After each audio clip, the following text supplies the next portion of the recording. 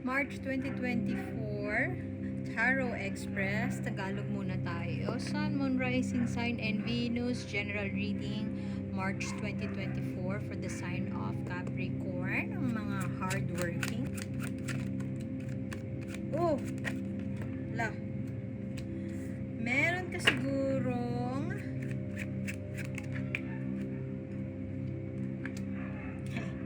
new beginning. Could be new beginning in love, childhood sweetheart, collaboration sa isang tao na matagal mo nang kilala. Pwede din na meeting with your soulmate, or perhaps you are moving towards somebody na sobrang interesado ka. Journal reading to, so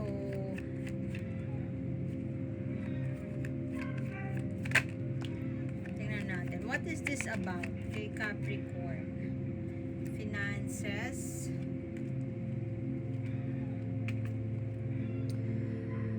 balance in terms of love situation, but ito lagi itong lumalabas recently sa Capricorn reading.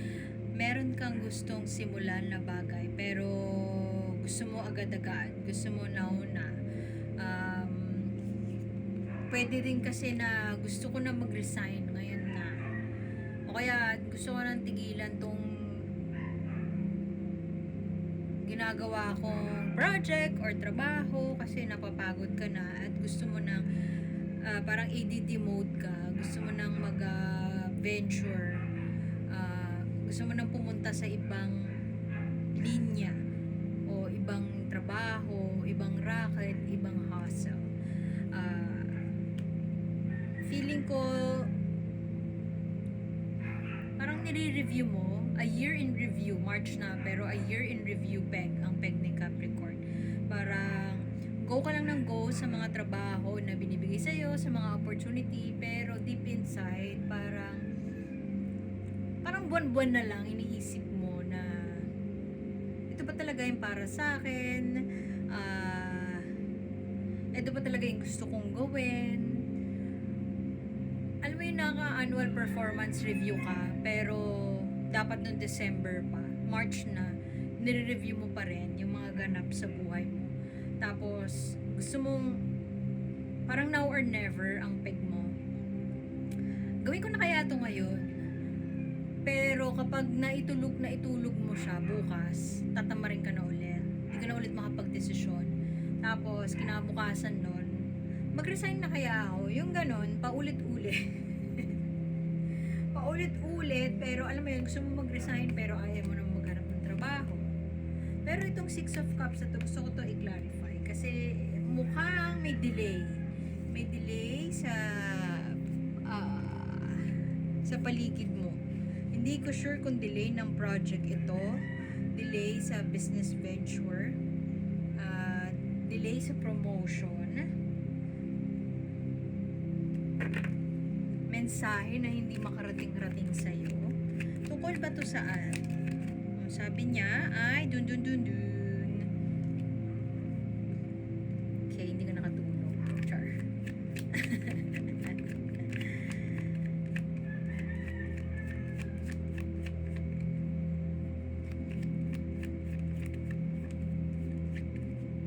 Merong pinaglalaban si Capricorn. Pinaglalaban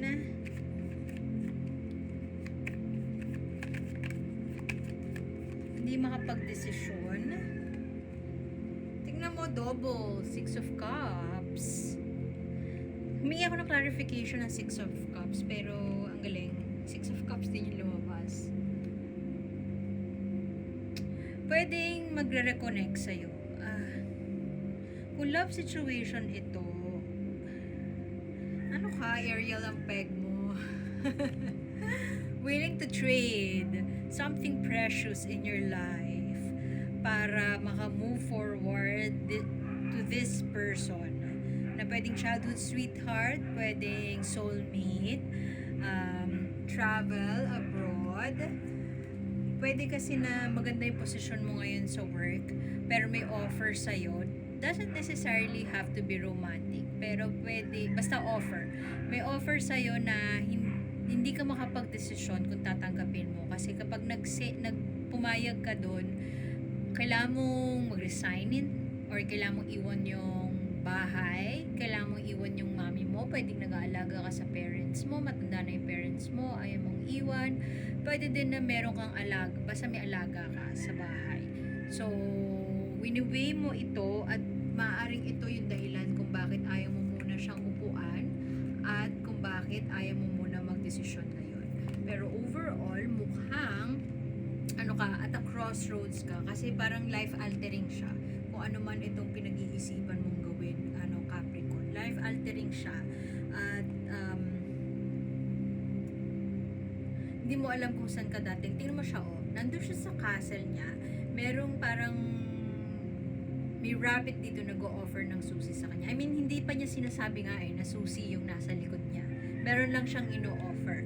Pero ikaw, hindi mo sure kung papapasukin mo siya or lalabas ka. Hindi mo alam kung mangingibang bansa ka or magsistay ka lang dito tapos assess lang ng mga ino-offer sa'yo.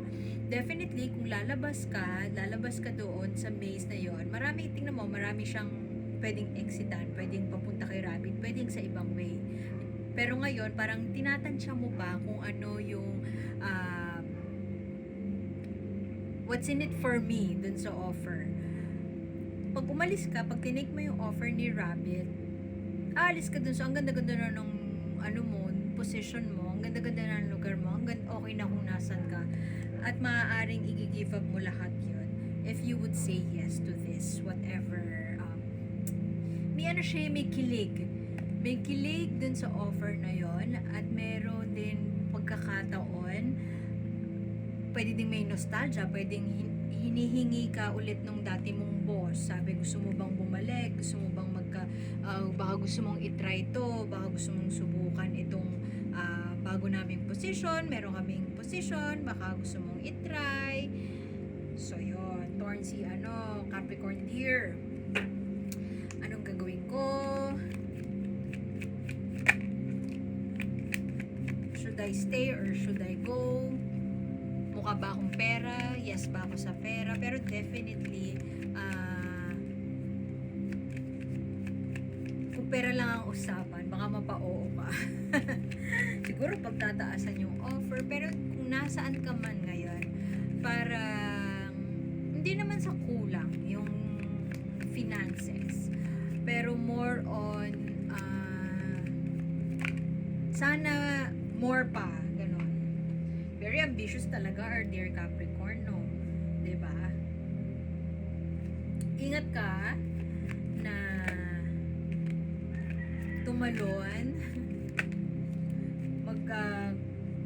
come up with a decision na hindi ka sigurado dun sa offer. Siguro kung kailangan mo ng raise or kailangan mong pataasan yung offer, negotiate mo na habang maaga pa. And ingat ka kasi baka merong nagtatagong dubious offer around it.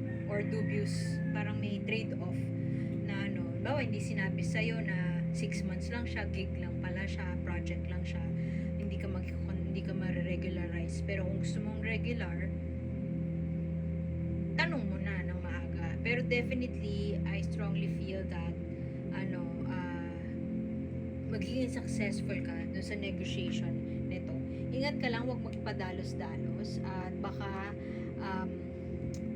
nanggagaling ka kasi dun sa dun sa nostalgia, mismo na yung mga katrabaho mo, o kaya nanggagaling ka dun sa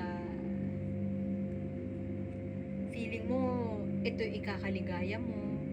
So kung may kailangan kang tanungin or may kailangan kang i-reassess, gawin mo na ngayon. Kung kinakailangan mo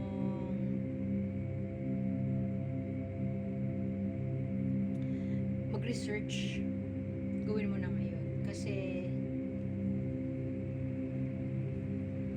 baka magulat ka sa mga di mo alam na toxic pala yung work culture. Tanong mo muna kung paano yung culture nila. Maaari kasing relocation to eh. Or overseas na work.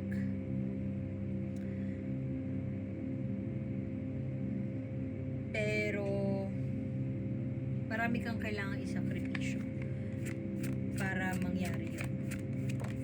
Kung gusto mo ng maraming pera, ano ba talagang gusto mo? Siguro yun yung gusto sabihin sa'yo ni universe. Wait for some signs, could be in your dreams. Kung kailangan mo ng advice, seek advice from people na hindi mo usually hinihingan ng advice. Meron siguro kang followers sa social media na pakilamera, devil's advocate. Maaaring yung advice na maganda para sa'yo ay galing sa tao na different, na kakaiba ang binibigay na opinion sa'yo. Kasi like ito, yan o, meron siyang message from a snail. It's either yung mensahe na makakarating sa'yo is from somebody na hindi mo ine-expect message. Pero delay yung message. Hindi masyadong, meron ka pang kailangan tapusin. Or meron ka pa sigurong kailangan i-research. Pero kung nanggagaling ito sa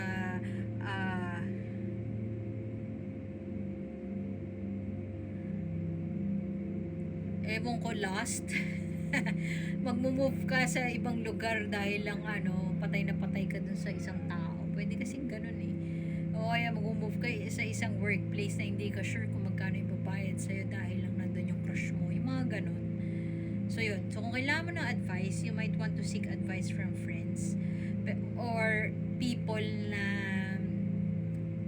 hinahangaan mo pero not necessarily your friends. Meron din pwedeng visions or dreams na maaaring sa panaginip mabibigay sa iyo yung message. Kung nagdadasal ka, dasal ka lang para mabigay sa iyo yung mensahe na dapat mong ma-receive. Kasi mukhang malakas ang chance na go for it ka without actually planning it through. Wait ka lang daw muna wait ka lang muna, relax ka lang. Relax ka lang, dear Capricorn. So, baka makuha mo yung sign. Si Ariel, di ba, tinrade niya yung niya.